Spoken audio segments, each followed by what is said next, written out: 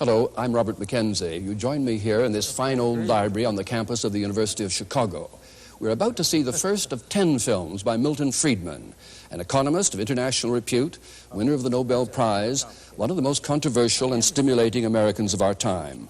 In the weeks that lie ahead, as Friedman's first major television series unfolds, the famous and influential men and women who will occupy those seats are going to have a lot to say about Friedman's view of the society in which we live today and his solutions for the ills of our time. For that's what the series is about, Milton Friedman's view of the way we live now and where we're headed. Now, like some people here, you may be appalled by his ideas. Like others, extremely enthusiastic about them. Whichever way it goes, I think you'll be fascinated by what Milton Friedman has to say.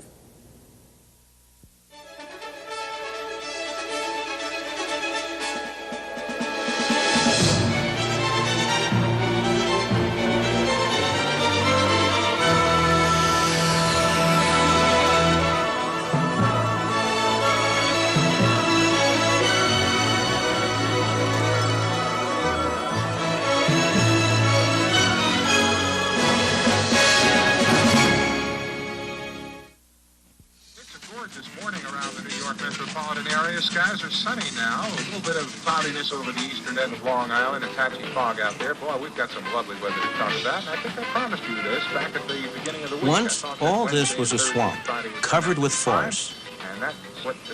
The Canarsie Indians who lived here traded the 22 square miles of soggy Manhattan Island to the Dutch for $24 worth of cloth and trinkets.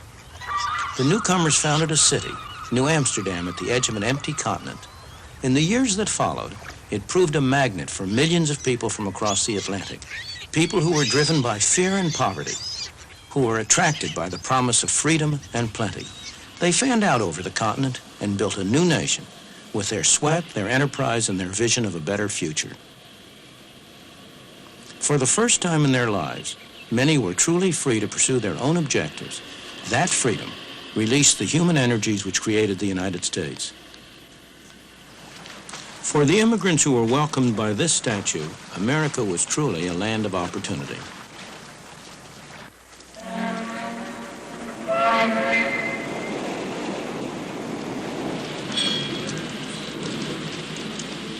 They poured ashore in their best clothes, eager and expectant, carrying what little they owned. They were poor, but they all had a great deal of hope.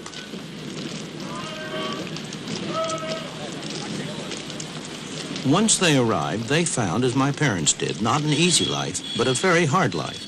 But for many, there were friends and relatives to help them get started, to help them make a home, get a job, settle down in the new country.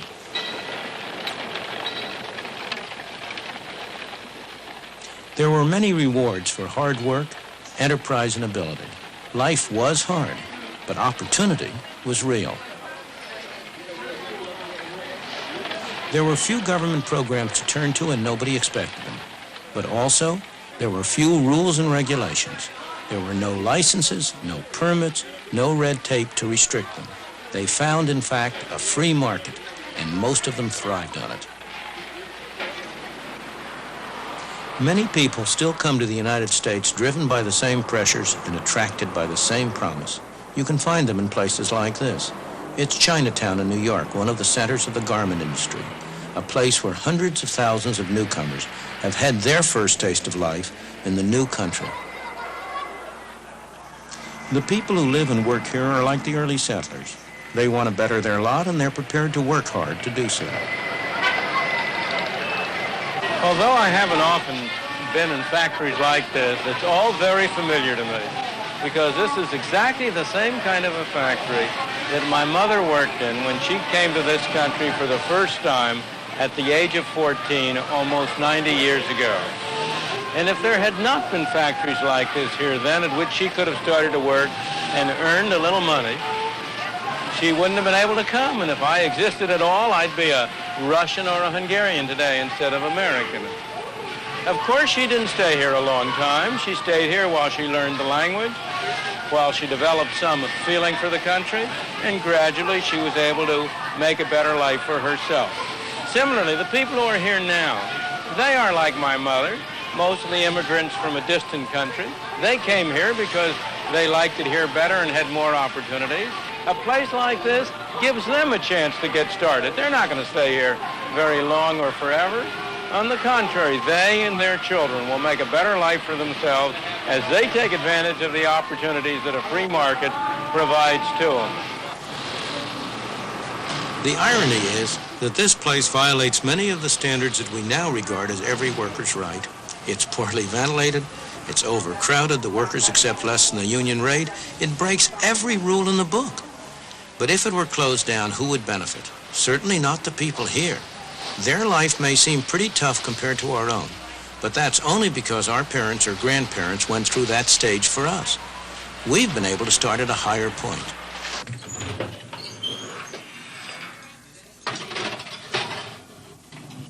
Frank Fazeli's father was 12 years old when he arrived all alone in the United States. He'd come from Sicily. That was 53 years ago.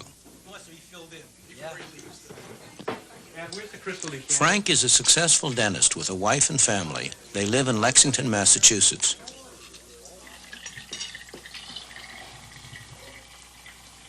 Fine, one bottle fills the whole decanter. There's no doubt in Frank's mind what freedom combined with opportunity meant to his father, and then to him, or what his Italian grandparents would think if they could see how he lives now. They would not believe what they would see, that a person could immigrate from a small island and make such success out of their life, because to them they were mostly related to the fields, working in the field as a peasant. My father came over, he made something for himself, and then he tried to build a family structure. Whatever he did was for his family. It was for a better life for his family. And I can always remember him telling me that, number one thing in life is you should get an education to become a professional person. Please don't eat that.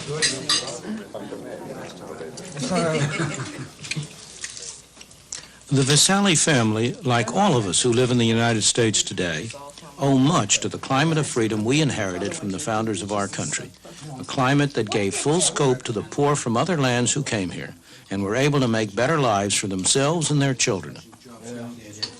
You girls gonna have this? Yeah. You, Chris? I know you don't want the whipped cream. But in the past 50 years, we've been squandering that inheritance by allowing government to control more and more of our lives instead of relying on ourselves. We need to rediscover the old truths that the immigrants knew in their bones, what economic freedom is and the role it plays in preserving personal freedom.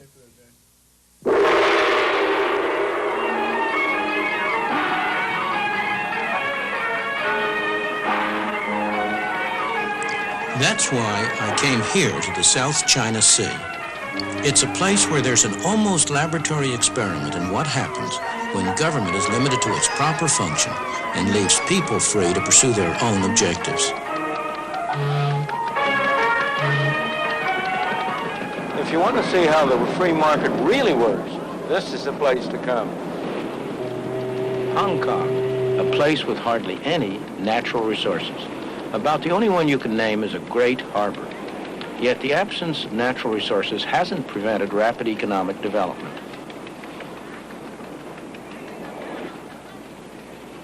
Ships from all nations come here to trade because there are no duties, no tariffs on imports or exports. The power of the free market has enabled the industrious people of Hong Kong to transform what was once barren rock into one of the most thriving and successful places in Asia. Aside from its harbor, the only other important resource of Hong Kong is people, over 4.5 million of them. Like America a century ago, Hong Kong in the past few decades has been a haven for people who sought the freedom to make the most of their own abilities.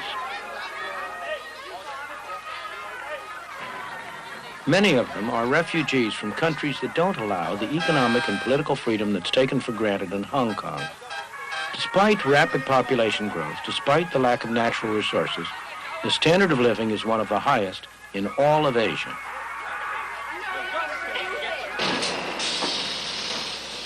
People work hard, but Hong Kong's success is not based on the exploitation of workers. Wages in Hong Kong have gone up 4-fold since the war. And that's after allowing for inflation. The workers are free to work what hours they choose, free to move to other jobs if they wish. The market gives them that choice. It also determines what they make. You can be sure that somebody somewhere is willing to pay for these cheap plastic toys. Otherwise, they simply wouldn't be made.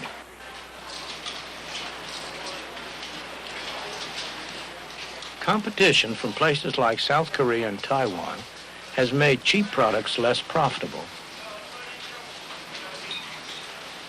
So Hong Kong businessmen have been adapting.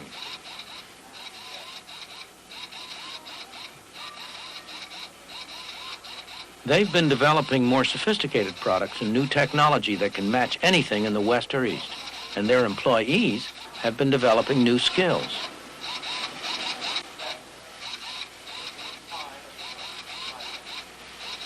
Hong Kong never stops. There's always some business to be done, some opportunity to be seized. It's long been a tourist center and a shopper's paradise, and it's now one of the business centers of the East. It's the ordinary people of Hong Kong who benefit from all this effort and enterprise.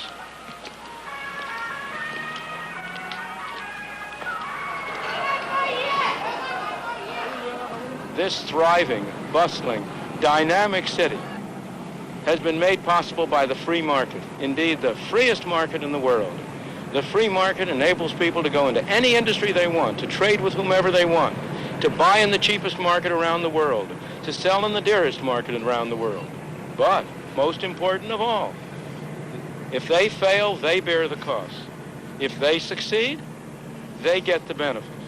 And it's that atmosphere of incentive that has induced them to work, to adjust, to save, to produce a miracle. This miracle hasn't been achieved by government action, by someone sitting in one of those tall buildings telling people what to do. It's been achieved by allowing the market to work.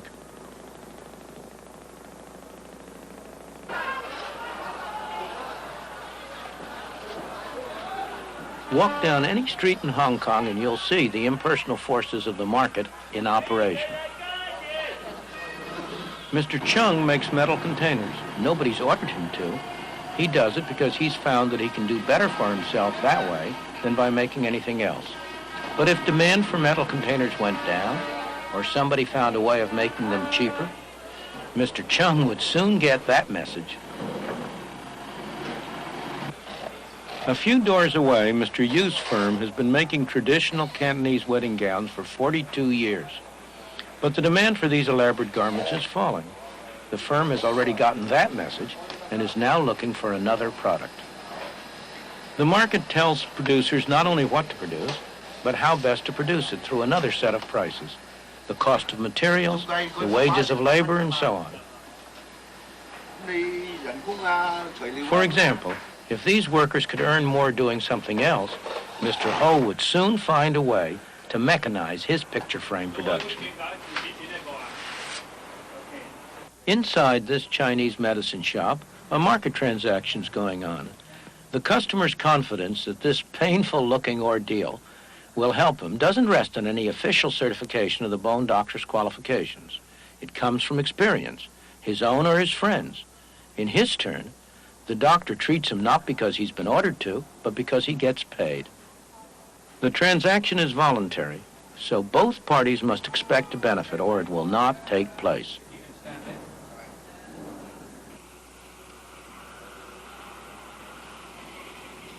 Believe it or not, this backyard is the entrance to a factory.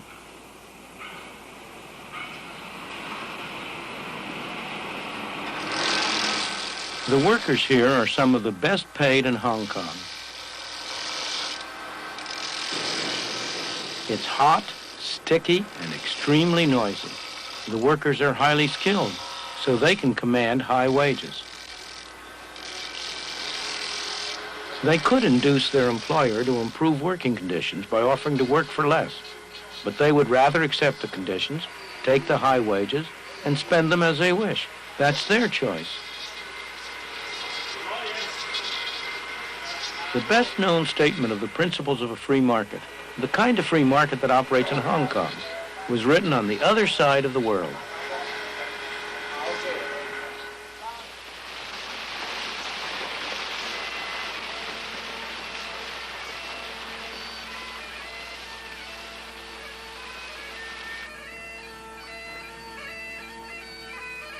"200 years ago in Scotland, Adam Smith taught at the University of Glasgow.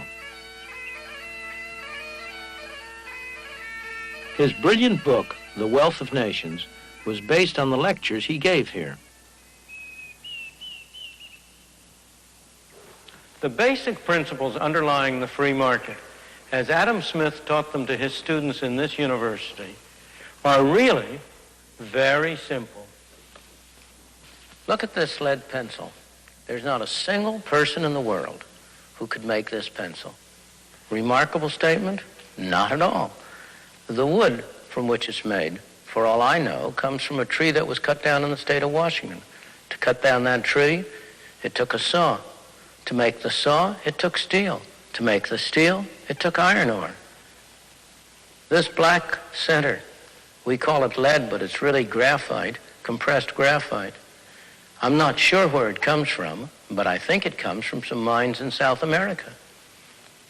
This red top up here, the eraser, bit of rubber, probably comes from Malaya, where the rubber tree isn't even native. It was imported from South America by some businessmen with the help of the British government. This brass ferrule, I haven't the slightest idea where it came from, or the yellow paint, or the paint that made the black lines, or the glue that holds it together. Literally thousands of people cooperated to make this pencil. People who don't speak the same language, who practice different religions, who might hate one another if they ever met.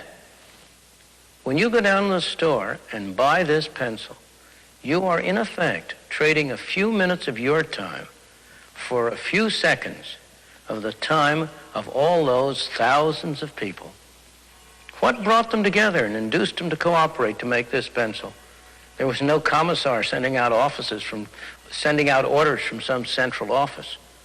It was a magic of the price system, the impersonal operation of prices that brought them together and got them to cooperate to make this pencil so that you could have it for a trifling sum. That is why the operation of the free market is so essential, not only to promote productive efficiency, but even more, to foster harmony and peace among the peoples of the world. These people are crossing between two very different societies. This is Lo Wu, the official border crossing point between China and Hong Kong. Nowadays, there's a considerable amount of traffic at this border. People cross a little more freely than they used to.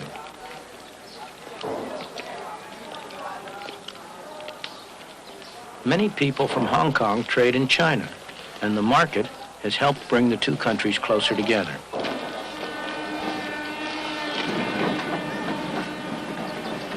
But the barriers between them are still very real.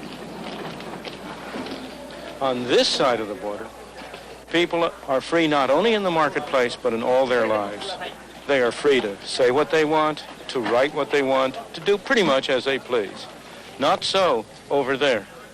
That is why people in China who cannot get permission to leave go to desperate lengths to escape. They risk their lives in the process. Many lose their lives, but that doesn't keep others from following.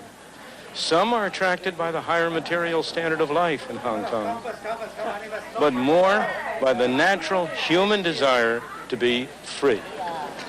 The people who get official permission to leave China are fortunate. They're going to be able to enjoy the benefits of the economic freedom they'll find in Hong Kong. But more important, that will give them a much wider freedom. Human and political freedom has never existed and cannot exist without a large measure of economic freedom. Those of us who have been so fortunate as to have been born in a free society tend to take freedom for granted. to regard it as a natural state of mankind. It is not. It is a rare and precious thing. Most people throughout history, most people today, have lived in conditions of tyranny and misery, not of freedom and prosperity. The clearest demonstration of how much people value freedom is the way they vote with their feet when they have no other way to vote.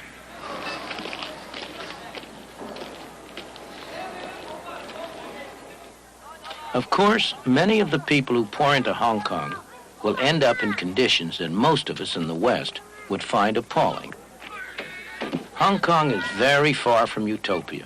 It has its slums, its crime, its desperately poor people.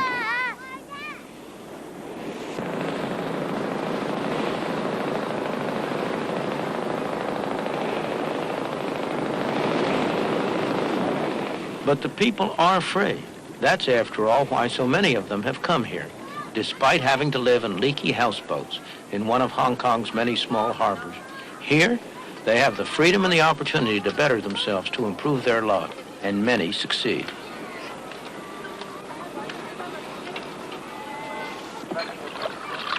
There's appalling poverty in Hong Kong, it's true, but the conditions of the people have been getting better over time. They're far better off now than they were when they first came across the border from China. And that poverty, appalling to us, because we're accustomed to much higher standards of life, is not poverty as viewed by most of the people in the world. It's a poverty to which they would aspire, a state of affairs that they would like to achieve.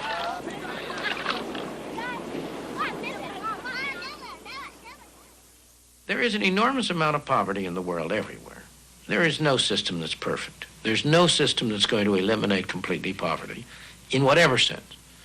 The question is, which system has the greatest chance? Which is the best arrangement for enabling poor people to improve their lot? And on that, the evidence of history speaks with a single voice.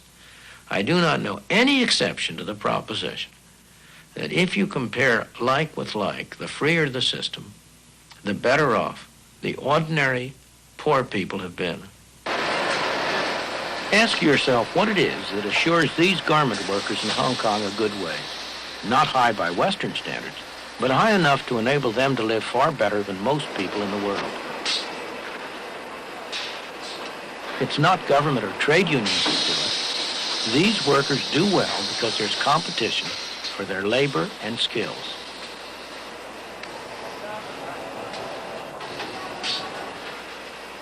When a businessman faces trouble, a market threatens to disappear, or a new competitor arises, there are two things he can do. He can turn to the government for a tariff or a quota or some other restriction on competition, or he can adjust and adapt. In Hong Kong, the first option is closed. Hong Kong is too dependent on foreign trade so that the government has simply had to adopt a policy of complete non-interference. That's tough on some individuals, but it's extremely healthy for the society as a whole. Only the businessmen who can adapt, who are flexible and adjustable, survive, and they create good employment opportunities for the rest. The complete absence of tariffs or any other restrictions on trade is one of the main reasons why Hong Kong has been able to provide such a rapidly rising standard of life for its people. Even Communist China recognizes Hong Kong's success. It set up shop here and now accepts the universal symbol of capitalism. The Bank of China, the official bank of Communist China, is the largest bank in Hong Kong. There's no doubt that Communist China recognizes the power of the market.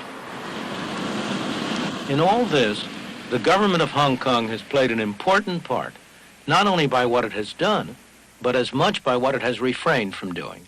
It has made sure that laws are enforced and contracts honored. It has provided the conditions in which a free market can work. Most importantly, it has not tried to direct the economic activities of the colony.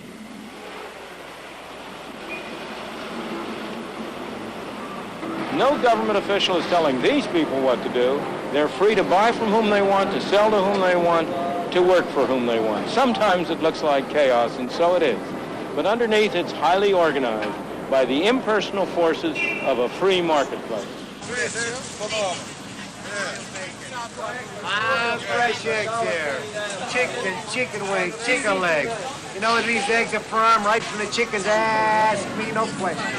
Tell you no lie. The impersonal forces of a free marketplace at work, back here in the United States. Hey, 2 broccoli, $1.25. Prices are the key. The prices that people are willing to pay for products determines what's produced. The prices that have to be paid for raw materials, for the wages of labor and so on, determine the cheapest way to produce these things. And in addition, these self-same prices, the wages of labor, the interest on capital and so on, determine how much each person has to spend on the market. It's tempting to try to separate this final function of prices from the other two, to think that somehow or other you can use prices to transmit the information about what should be produced and how it should be produced without using those prices to determine how much each person gets. Indeed, government activity over the past few decades has been devoted to little else. But that's a very serious mistake. If what people get is not going to be determined on what they produce, on how they produce it, on how successfully they work, what incentive is there for them to act in accordance with the information that's transmitted? There's only one alternative: force. Some people telling other people what to do. We got them, folks. Let's go ahead. We got parsley here, 30 cents. Hey, look at these melons, $2. Hey, fresh melons, $2. Hey, 2 broccoli, $1.25. Hey, look at those there again, Charlie. I know, huh? Charlie Brown. Oh, hey, try them, huh? Nice? Oh, boy, look what I got. Real good tomato. Real nice. Hey, come on, try one of those tomatoes. You don't eat home anymore. Have free lunch over here. You eat for nothing over here. Go ahead, eat. We don't charge you. Have a free lunch. I know, I'm going to. That's right. Free lunch. Free lunch. The fundamental principle of a free society is voluntary cooperation. The economic market, buying and selling, is one example, but it's only one example. Voluntary cooperation is far broader than that. To take an example that at first sight seems about as far away as you can get, the language we speak, the words we use, the complex structure of our grammar. No government bureau designed that. It arose out of the voluntary interactions of people seeking to communicate with one another. Or consider some of the great scientific achievements of our time, the discoveries of an Einstein or a Newton, the inventions of a Thomas Alva Edison or an Alexander Graham Bell, or even consider the great charitable activities of a Florence Nightingale or an Andrew Carnegie. These weren't done under orders from a government office. They were done by individuals deeply interested in what they were doing, pursuing their own interests, and cooperating with one another. This kind of voluntary cooperation is built so deeply into the structure of our society that we tend to take it for granted. Yet the whole of our Western civilization is the unintended consequence of that kind of a voluntary cooperation, of people cooperating with one another to pursue their own interests, yet in the process building a great society.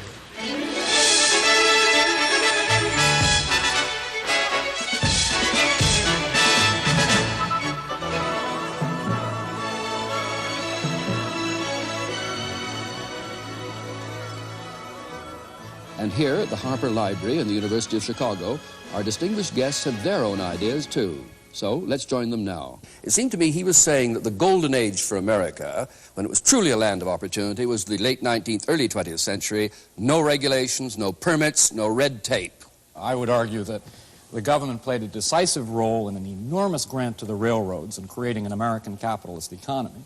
And secondly, if you go back to that golden age, you find that the government constantly intervened in a rather characteristic way. It used troops against strikers. American labor history has been the most violent, bloody class struggle anywhere in the world. And the government, up until 1932, the law, the courts, the society, always sided with business, always sided against working people. Therefore, I would argue that both economically and in terms of repressing the attempts of people to assert their freedom, government prior to the rise of the welfare state in this country was more or less owned by business. Milton Friedman. Michael Harrington is seeing the hole in the barn door, and he's not looking at the barn door itself. The plain fact is, during the whole of that period, while government did intervene from time to time, and mostly to do harm, I agree with him that government intervention was, in the main, not a good thing, tariffs, for example. On the other hand, throughout that whole period, government spending, federal government spending, central government spending, never was more than 3% of the national income. It was trivial. The land grants to the railroads were a minor factor. I don't approve of them. I'm not saying they were a good thing, but they were a very minor factor. One has to have a sense of proportion, and that goes to the whole discussion. I am not an anarchist. I am not in favor of eliminating government. I believe we need a government.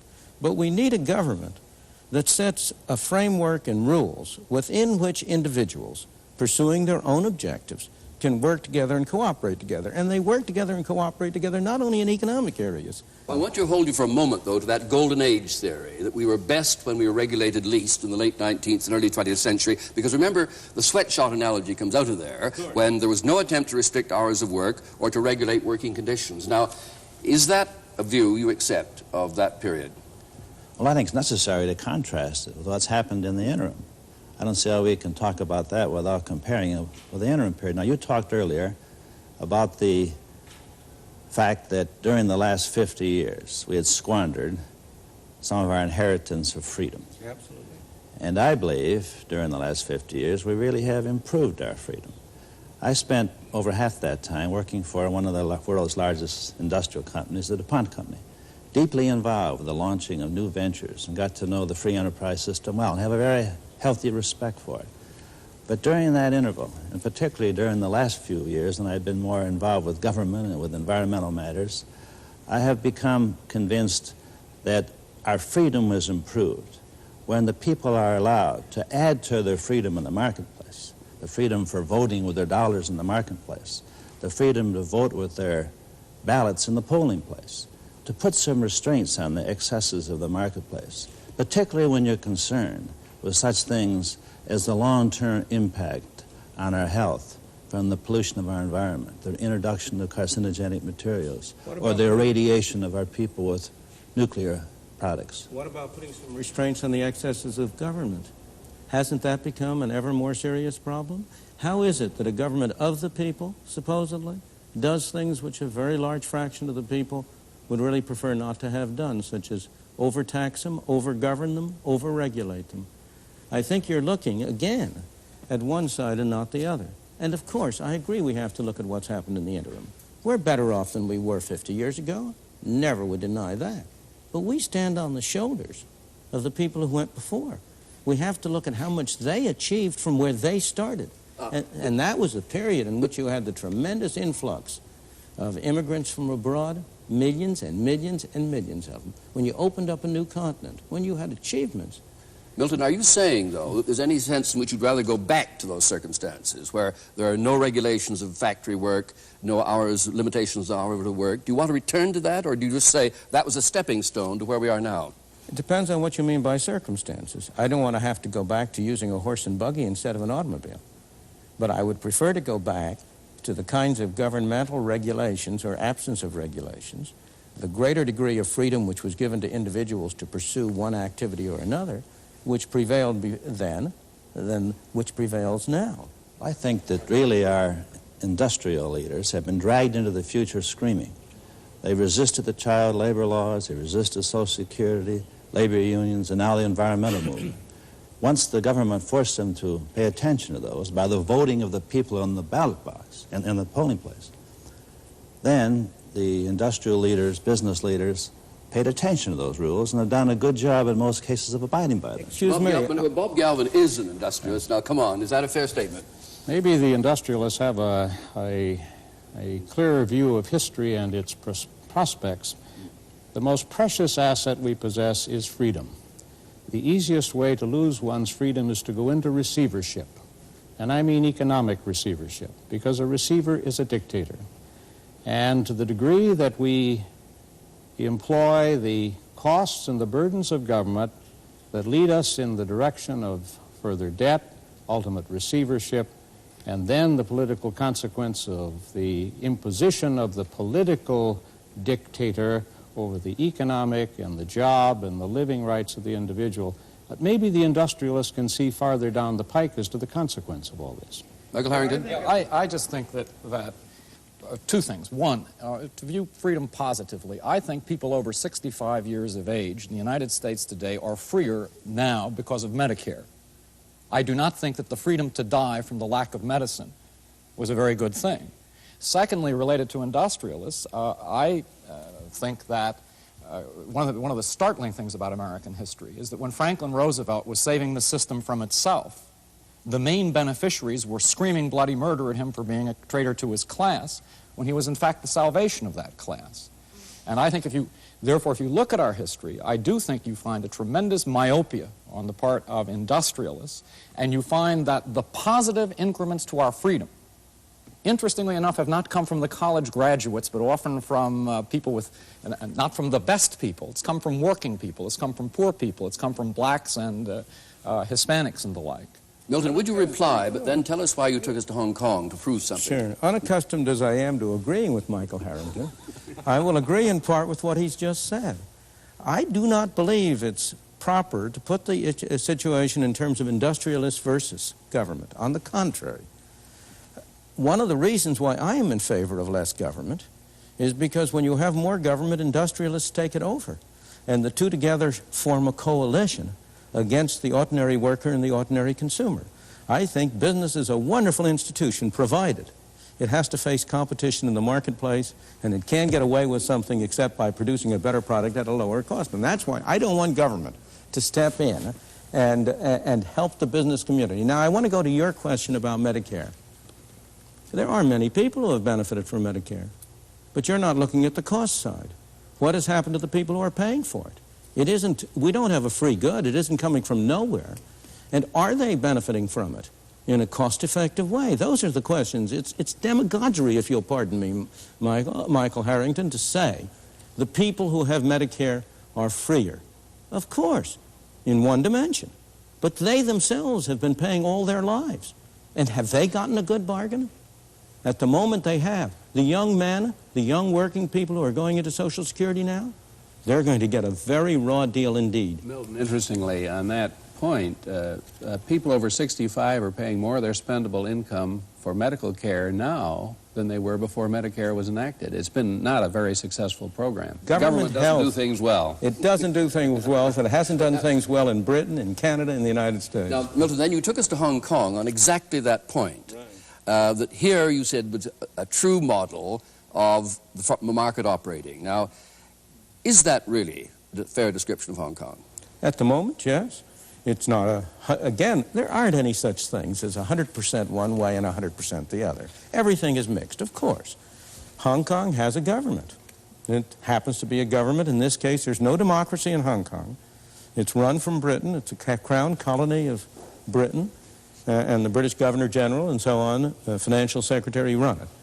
But the situation in Hong Kong is that there is very little government regulation of industry. There's complete free trade. There are no tariffs. There are no export subsidies. There are no restrictions on the purchase and sale of monies, so that it comes about as close as to a complete free market as you can find in the world today. And there is no doubt that the main beneficiaries have been the low-income people, the poor people who poured into Hong Kong by the hundreds of thousands and millions out of Red China and who keep on trying to get in there. This goes to Michael Harrington's question. If an industrial system, if a free enterprise system is a system in which the poor are ground beneath the heels of these rapacious industrialists he's worried about, how would he explain the success in Hong Kong, the extent to which people continue to vote with their feet to go there? You're not asking us to make of the United States one gigantic Hong Kong or sweatshop or whatever you want to call it. You'd acknowledge that there is a historical development of an economy, and what may be right for one stage in the development of an economy may not be right for another stage. Isn't the issue, where do we go from here? What pragmatic decisions do we make about the direction of the American economy? Should it be toward more and more government, or should it be trying to preserve an adequate balance between freedom of choice and government intervention? Again, the problem is to distinguish two things. This comes back to an earlier comment, the circumstances in terms of the physical arrangements, and the circumstances in terms of the rules that guide the society.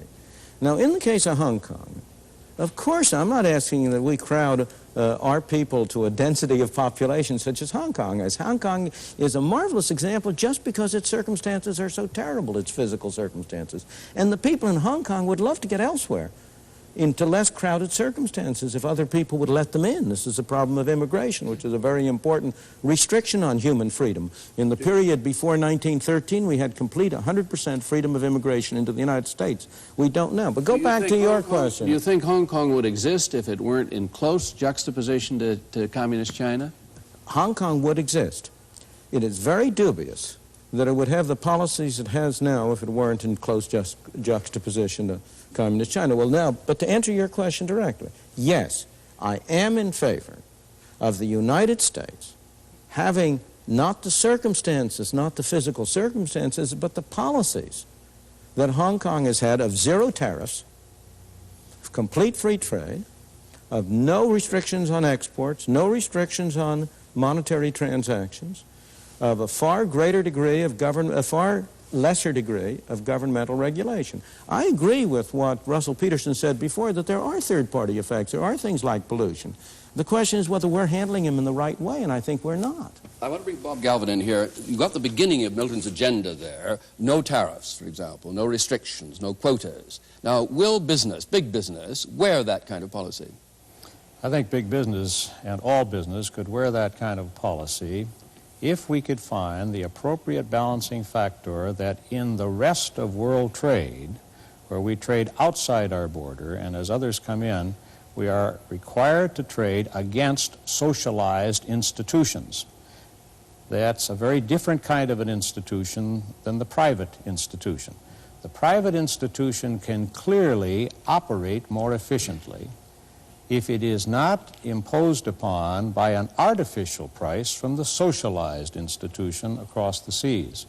So I think there has to be, not protectionism, but there has to be an international rule of the road that prevents the socialized institution from subsidizing and taking advantage of the private institution. Sorry, did you include the 9 countries of the common market, though, as socialist countries? Or are you prepared to have open competition from all the 9 countries of the common market? The 9 countries of the European common market engage in the most dramatic of the socialized institutions. I don't agree with him at all. We are hurting ourselves by restricting trade from abroad. Other countries are hurting themselves and us by the measures you described. But we're only hurting ourselves even the more if we imitate them.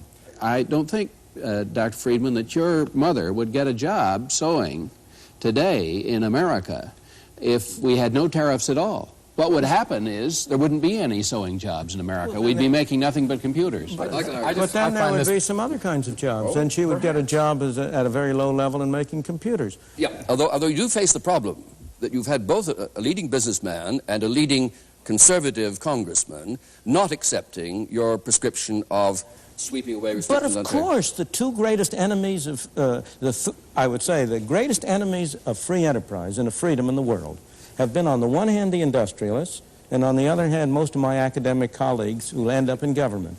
For opposite reasons. People like Michael Harrington and my academic colleagues want freedom for themselves. They want free speech, they want freedom to write, they want freedom to publish, to do research, but they don't want freedom for any of those awful businessmen. Now, the businessmen are very different.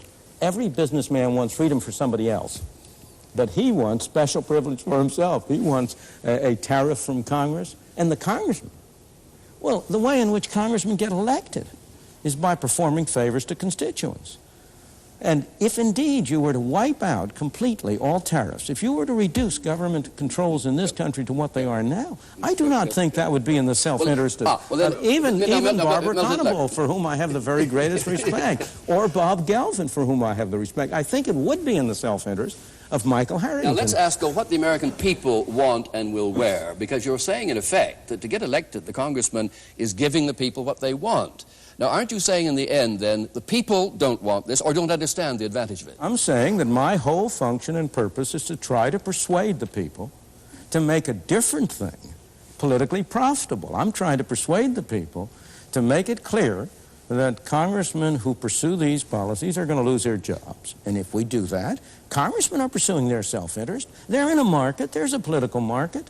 They've got a product to sell, and they've got to appeal to their customers. And I am just engaging in the kind of advertising Mr. Galvin and other companies very experienced politician, Governor Peterson. Let me ask you how you would cope with this problem, Dr. Friedman. The people decided that they wanted cool air. There was a tremendous need. And so we built a huge industry, the air conditioner industry. Hundreds of thousands of jobs, tremendous earnings opportunities, and nearly all of us now have air-conditioned homes and cars and offices. But then the people decided they wanted clean air, and they couldn't buy it in the marketplace. So they voted at the polling place.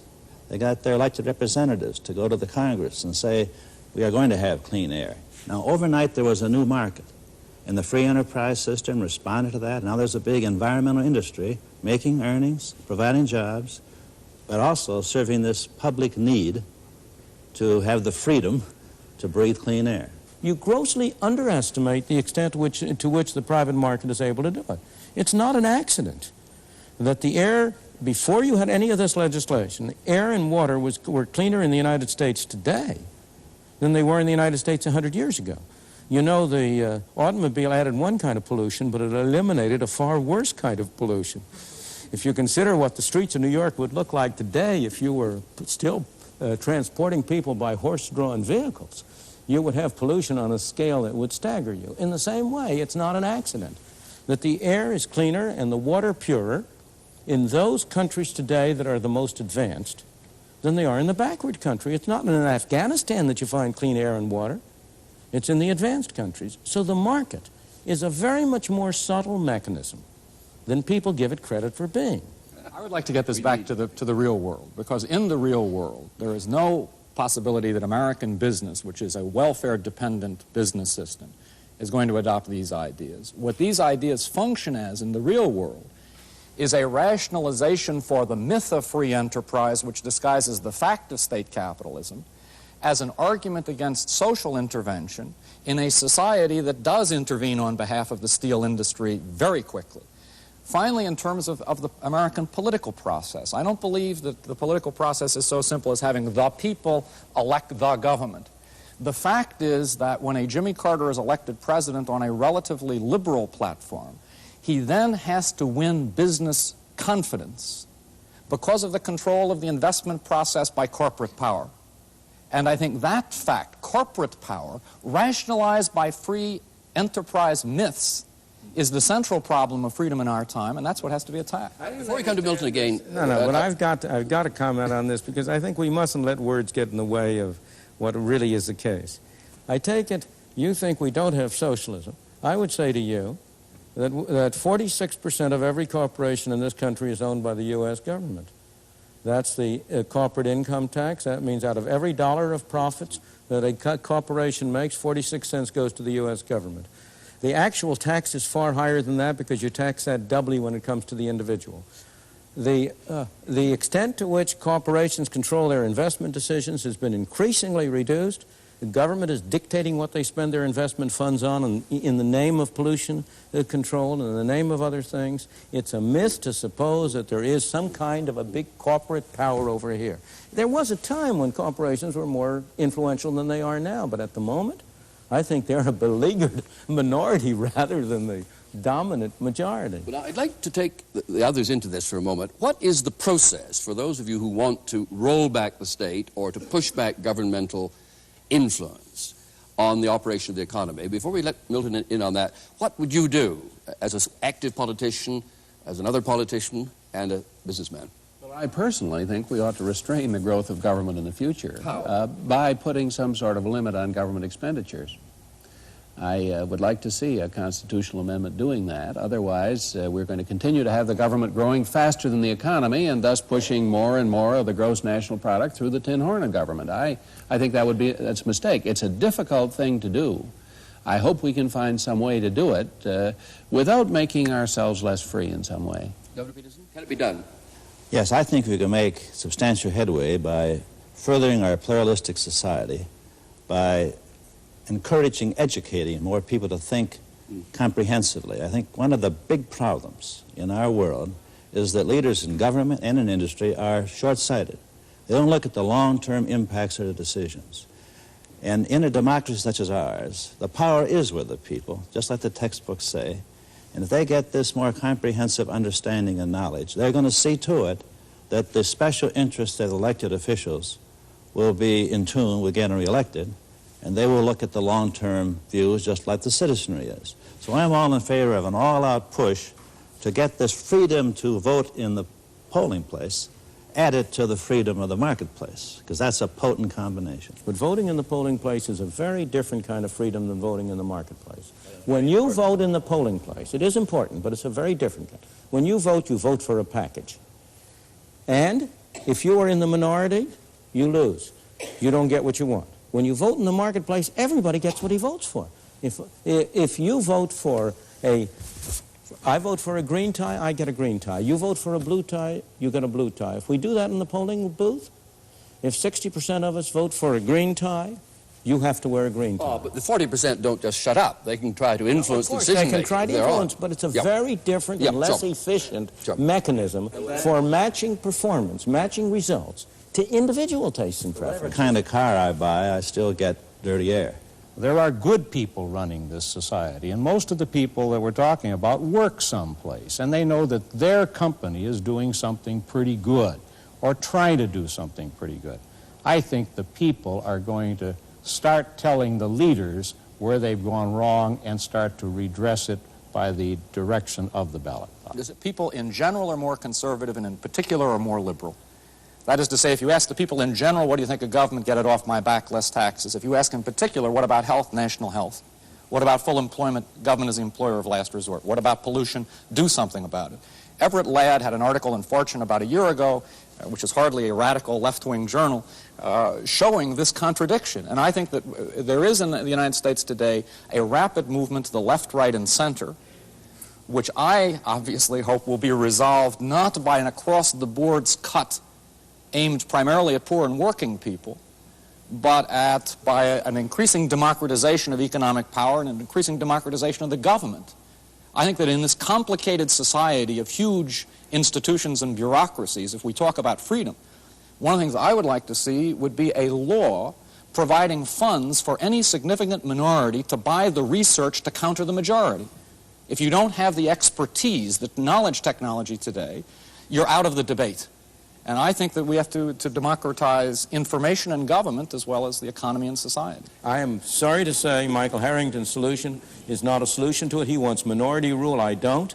I want individual rule. I want human beings separately and individually to have control of their lives. I don't believe that a minority that differs with me should have the right to take money out of my pocket to research for them. They should go out and try to persuade people to contribute to them. I should be free to get people to contribute to me to present my ideas. But the idea of having some kind of an official government agency that is going to finance dissidents, in the first place, anybody who has any sense of realism about the way government operates at all will know that that'll end up in the hands of the majority and not the minority. But can government in this extremely interdependent, complex world economy which is developing, can you have a mystical belief in the invisible hand of Adam Smith? I happen to think that Adam Smith was one of the greatest intellectual figures in the history of the world, and that capitalism was one of the greatest advances that humankind has ever made.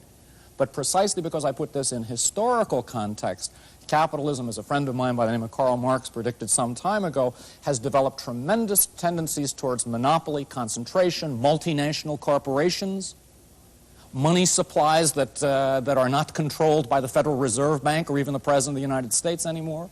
And to think that you can respond to this radically new environment by an 18th century solution, I think really comes down to an intellectual exercise whose practical political effect is to rationalize conservative power in America. This is a myth, a complete myth, that the development of an underdeveloped country in a more complicated world necessitates greater government intervention. Government intervention has not grown in those areas which arise out of the complexity and interdependence of the world. It's grown where?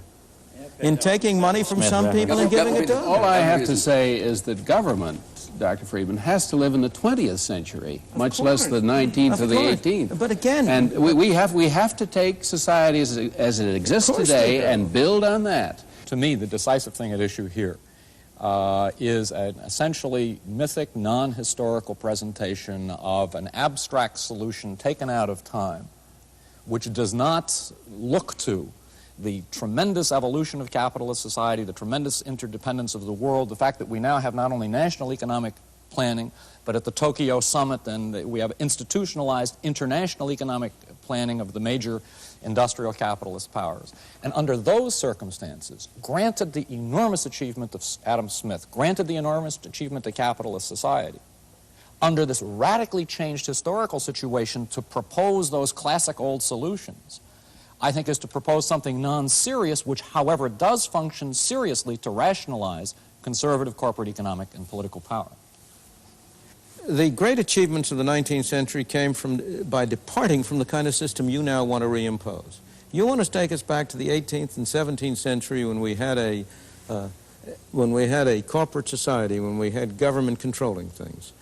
The whole issue is what somebody is proposing in the 20th and the 19th and the 18th. The whole issue is what is the right thing to do? What is the best way in which we can widen our opportunities, preserve our freedom, maintain our prosperity? And it seems to me the kind of solutions you would propose involve more of the same, more of the measures that have failed over and over again to achieve the objectives. Well, we leave the debate for there this week, and we hope you'll join us again the next edition of Free to Choose.